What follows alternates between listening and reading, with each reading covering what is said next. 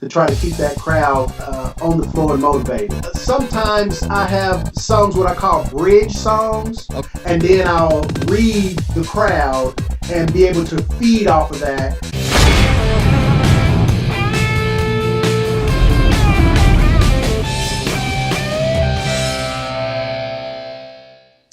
Well, Happy New Year and welcome to Mobile Music Thursday. A little music talk to ease your hangover a little bit.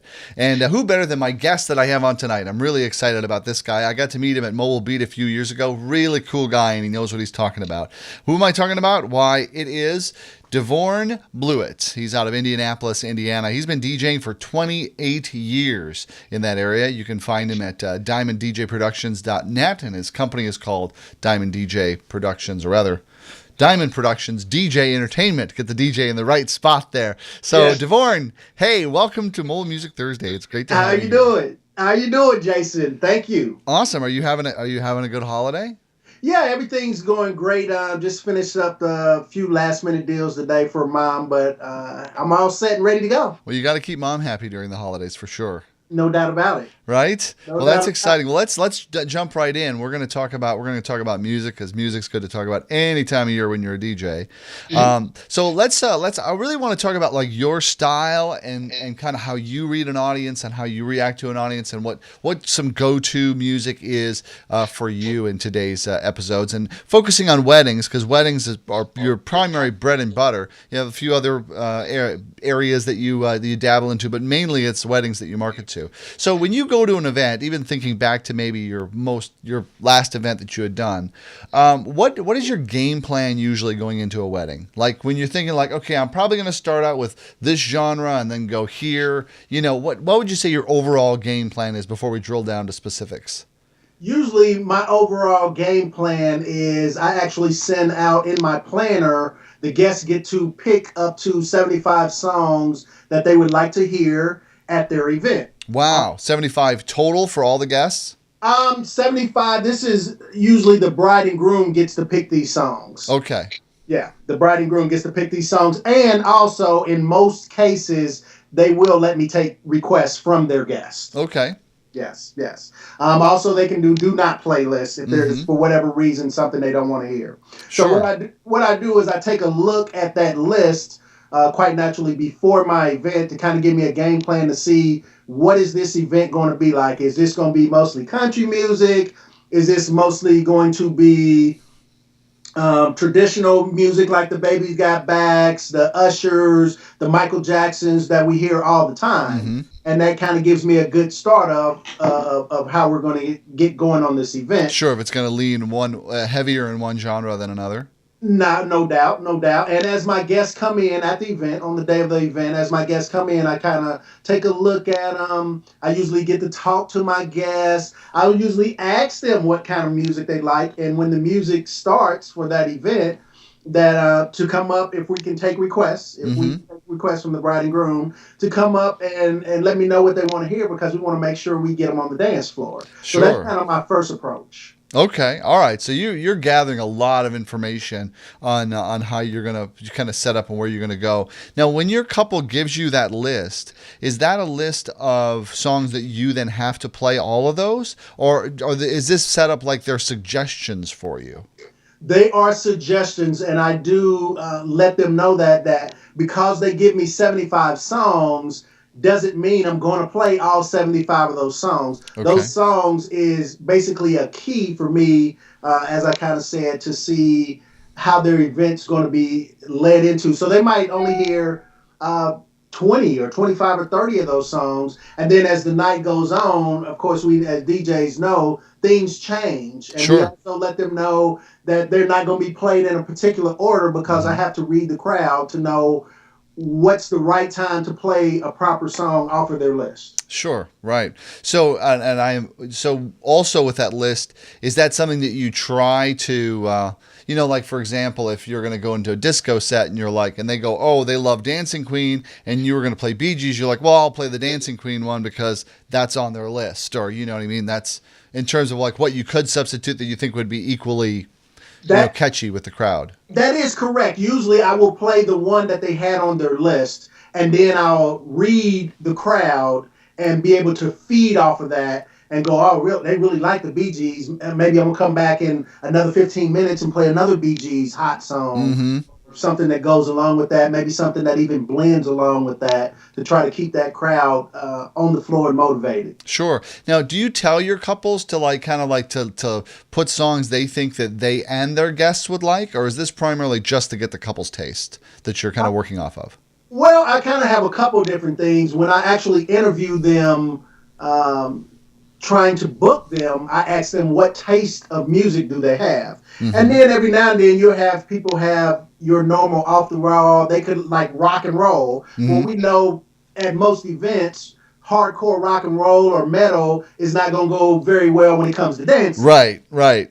Right. So what I suggest to them, I'll say, well, hey, I know you like metal music. Let's say metal. I know you like metal music, but I want, and this is going to be your day. This is your event, and we're going to do this how you want. But I want you to keep in mind to keep your guests. You want your guests to be engaged. You want your guests to have a really great time. So even though I know you really like that music, how about maybe we blend a couple of those songs in your dinner music? Mm-hmm. Because there's songs that people can't really dance to. Sure, right. And usually they'll say, oh, yeah, that'll be great. That'll be great. So I kind of let them know that it's their day and we want to do it the way they want it to be, but to also really, really keep in mind of making sure that their guests have a great time. Yeah, is that when you pull out classical Metallica? We're just going to play this during dinner. Def Leppard, actually. Oh, classical Def Leppard. Oh, okay, right. Perfect. What's that sweet sound? Why, that's pour some sugar on me on strings. That's great. All right. So, well, that really, I mean, you really get yourself really set up so that you're not like reading the crowd cold then. Oh, definitely. Before any of my events that I go to, I try to be totally prepared, totally well-rounded, not only with music, but with everything. So when I walk into an event, I don't want to say that I'm a robot and that everything is always the same, because it's definitely not that. Mm-hmm. But I want to make sure that all my stuff is so together and organized that if something else happens, which it usually does, if something's out of the ordinary, somebody didn't show up, the bride's upset because the caterers are late, that I can tend to that because I'm totally prepared on what I'm supposed to do. Sure. So I try to be totally prepared with that and my music, definitely. Actually, I'm one of those. Do you go so far as to actually kind of take this information and then map out a list of your night, or do you to kind of build your list on the fly from a set from different, lists? If I'm making any sense. Yes, my lists are actually, when they give me their list, it's mapped out. So I actually build a folder. I use Serato Scratch Live. I actually build a folder that has their name, and it has their dinner music. It has their cocktail hour music separately. You got a dinner music, cocktail hour. You have all their formalities, father, daughter, mother, son, so on and so forth. And then I have another folder of maybe introduction music, background music. I'll actually have about six folders for each event, and then I'll have their party must play music, and that's where that music will be. So I can go directly to that and exactly know that these are what they requested. That's and great. I'll play off of that and build off of that. So what do you like to do? How do you like to build energy when you're getting the dance started? Because do you do spotlight dances and then begin the open dance? Yes. Here in Indianapolis, what usually happens is we'll do our regular wedding party introductions, blessings. We'll have the meal. We go into the cake cutting, all the formalities, and then we go into the party. So after all the formalities is over, and let's say we're getting ready to go into the party, I usually start with a high energy song to try to get people on the dance floor. And this is reading the crowd. This does change because I like to look at the age of the crowd, try to get a feel of when I'm talking to people of what kind of music they like. Right. Like, what did you start your last, do you remember what you started your last event with? I believe I started my last event with Cupid Shuffle. Oh, you came right out of the gate with that. I came right out of the gate with it. Is that unusual or is that pretty typical? No, not always. Not always. It just kind of depends on me reading the crowd and what their list is like. And sometimes I'll save that as a build-up. Okay, so why did you choose to go right out of the gate with that one, based on the info you had, if you remember? Basically because of the crowd. The crowd was so high energy. They were so ready to party. They were already having so much fun with. Oh, they were already really amped up. So you Correct. just like you threw up something so they charged the dance floor. Exactly. They were really amped up from some of the other things that happened in the entertainment experience. Yes, I believe it. Isn't that funny that I use that? But basically, from the entertainment, they're already high energy, and they were just ready to party. They were just ready Okay. to party. So they're out there, they're all line dancing, they're doing the Cupid Shuffle. Now where are you going to go with them? Do you play? Well, let me ask you this first. Do you typically stick to sets like 2-song or 3-song sets in a genre or beats per minute or things like that, or do you blend your music in different ways other than era and genre? Same thing. It really kind of depends on the event, on the crowd. A lot of times, what I'll do is, let's say, I take another case instead of me starting off with a high energy song like that. I will start off with songs that I rate my music. I'm kind Oh, of a little bit different. I wow. actually listen to songs and rate them from a 3 to 5 star. 5 star is the highest. 4 and 5 stars, I know that if I put it on, people are going to party off All of it. right, so these are hook songs, right? These are your slam dunk songs. These are slam dunk Like songs. what would Ballroom Blitz still be on there, or Yeah by Usher? Yes, by Usher, and even something more popular right now. Turn Down for What? I mean, that's a just gonna be a great party song. So that's gonna be a 5. So Okay. for instance, let's say I'm looking for something. Let's say I'm in the mix and I'm mixing, I'm blending songs, and I need something really fast. Mm-hmm. I've been attending to something else. I realize, hey, I need to get something on really fast. I can go into my different genres, put in 4 stars, 5 stars. All my 4 and 5 stars songs will pop up, and I can go to something without even having to think twice about it. Nice. That system is like really doing all that work in advance. Really kind of creates a real fail safe where you're like, because in the moment, like I'm thinking about like when I'm DJing in the moment, and I got something going on the dance floor, and I'm like, okay, I can take this crowd a little higher. I need something really hot. So Yeah. I can't search for give me something really hot unless I have them categorized that way, like you're talking about. Like these songs are gonna most 99% of the time people are gonna be like, yeah, we love this. Yes. And Yes. and run with it. And then you can just choose from that limited list and still again not be overwhelmed by scrolling going, no, no, Correct. no, come on, what else can I search for? Correct. And I also, Jason, have a folder that is called my wedding favorites must play, which basically means it's the hot song for right now. Right now, this song is Sure. happening. Right, Right. like Taylor Swift. Yes. So the same thing. I can go right to that folder, pull up that folder, and I have let's say 100 songs there that I know if I pull that song up, all about that bass, Fireball, any of these songs, Chicken Fried, Wiggle, Stay With Me, any of those songs right there, I know I'm going to get response from. Right. Right. So the same thing is a big thing with me is really preparations, trying to be prepared. Sure. No, it really, really shows, and it's really valuable. So, tell me some of your what are some of your favorite recovery songs, and what I mean, like it's like okay, like the dance floor struggling a little bit, or you're losing people. We need to bring it back, and a song to throw out there to bring it back. I remember interviewing DJ Sin, and she said. That she loves. She goes anything Michael Jackson. She's like, I keep Michael Jackson ready to go anytime. I'm like, I need to bring this back, and she'll throw on Michael Jackson. That's like her go-to recovery artist, music, whatever. So there's like, oh, Billie Jean, okay, and Right. then back they come. Do you Right. have any songs like that? Yeah, actually, I do. Sometimes I have songs what I call bridge songs. Okay. So a bridge song for me is we just came out of a couple of slow songs. Mm-hmm. Now we're getting ready to go back to fast songs. Sure, but you don't want to like slam them with like Well, 132 beats per minute.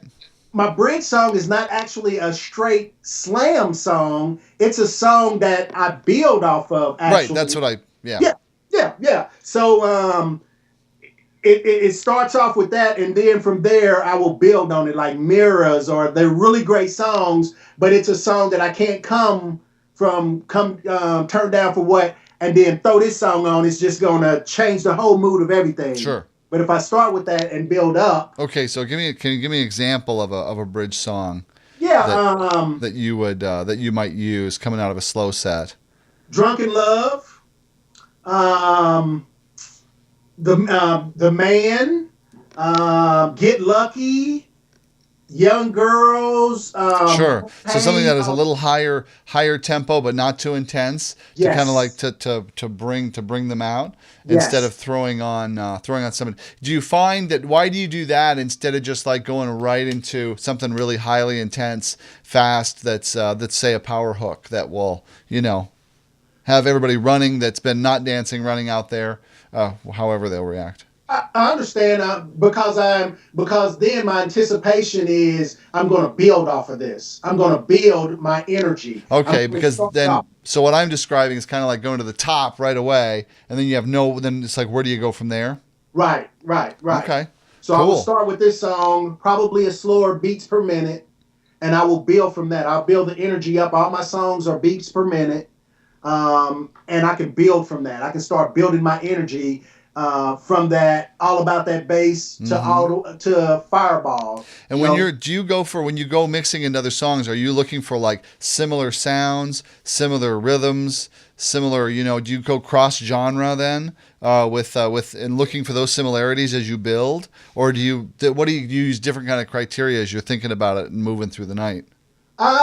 Moving through the night, same thing. Depending on energy, depending on how I feel about my crowd, because sometimes the crowd mood could change. Hmm. Sometimes I can have them dancing so long that they're just worn out. I've actually Yep. had people come and go, "Hey, slow it down a little bit. I'm sweating out here." Well, that's good for me, but the same thing, you don't want to. You don't wear them out too fast. You don't want to wear them out too fast. Where that other song that you can play later, you play it now and you don't get the energy from it. Yeah. Yeah, Yeah, let's you say, don't would get that the be, what category would that be? A walking pant song? Okay, I can do this. I can stay out here. Huh. Okay. But one of the That's questions you were asking me, and I know I got off on a tangent, is you asked me what would be a go-to song, a go-to recovery song. a go-to recovery song. Michael Jackson is big, quite naturally. Usher is big. Hmm. Little John is big. The Robin Thicke, Montel Jordan. Those are big songs that a little bit of everybody knows. Yeah. Came from the 80s and 90s, but even the younger generation of today are really, really familiar with those songs. And then even some good oldies. Sugar Pie Honey Bunch, some really Yeah, good right. oldies. Yeah, Yeah, mix them in. A great song is a great song, no matter really what era it comes from. correct. So awesome, Devorn. Thanks so much for being on the show. This has been so enlightening. I have a new way of like approaching mixing up my sets and putting my sets together. I I, really appreciate it. I appreciate it, Jason. Thanks for your time. It's been great having you on the show, everyone. It's Devorn Blueitt from Indianapolis, my guest tonight on Mobile Music Thursday. If you haven't checked out my ebook yet, it's Bar DJ Secrets, available at bardjsecrets.com, to give you the secret on negotiating higher fees and keeping clients longer with all your bar clients. Until next week, Happy New Year, and we'll talk to you again on Mobile Music Thursday.